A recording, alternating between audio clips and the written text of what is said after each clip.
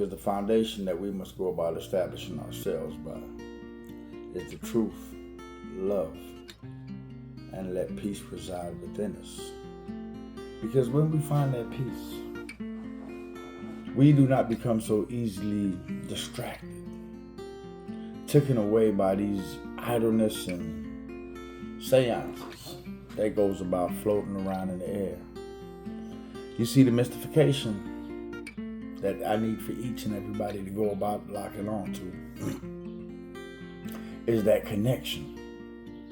That connection of the divine within you, that beauty that resonates, that uplifts you, that sense of inspiration, motivation, stimulation. It's like finding a precious gift. Why don't you go forth and go about looking for that gift, so that when you may go about finding that gift, you may cherish that gift of truth, which will go about bringing understanding and wisdom in things that are taking place in your life. You see, too many of us are wrapped up in a viewpoint that has us leaving and wandering aimlessly with no insight. The thing that comes forth that I must go about sharing and delivering to the masses is that the only way for us to go about freeing ourselves is when we go about freeing our mind. When we go about freeing and leave behind the perception of limitation.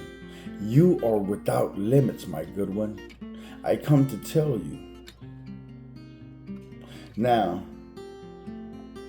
the reason I wanted to make this video today is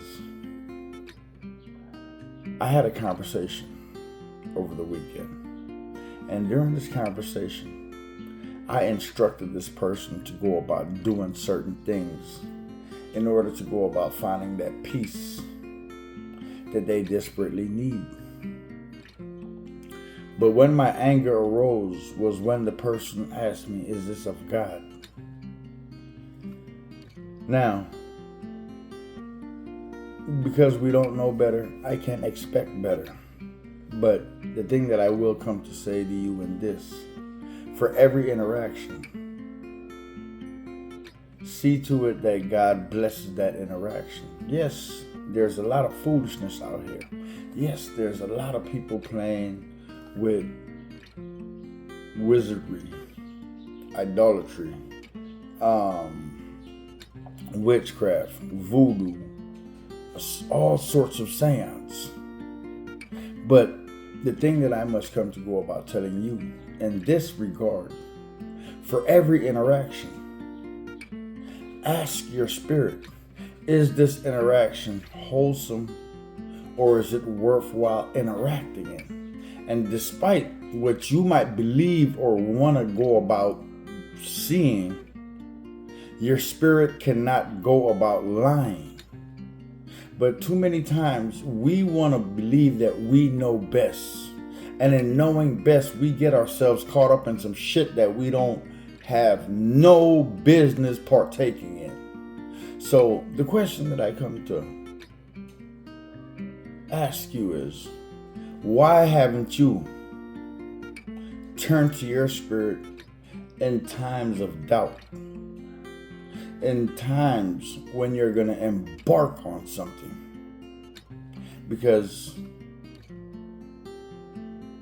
it's almost like having a map and putting the map in the trash. What good does it give you? What sense of direction does it allow you to go about navigating the terrains of life? Because there's certain pitfalls. If we're not careful enough to go about being good listeners, we will find ourselves by ourselves. And one thing about this life, I must tell you, You make your bed hard, you're going to lay in it. So even if you're in that predicament where you have made your bed hard, where you have fallen into a pit, get up off your ass, get to work so you can get yourself out of that situation. Nobody made you do it. Can't nobody make you return but you. You have to pick up yourself. You have to go about doing the work, the things that are necessary in order to go about living by the basic baselines that was established. Truth, love, and peace. Now this is my blessing that I bring you. Love. 1.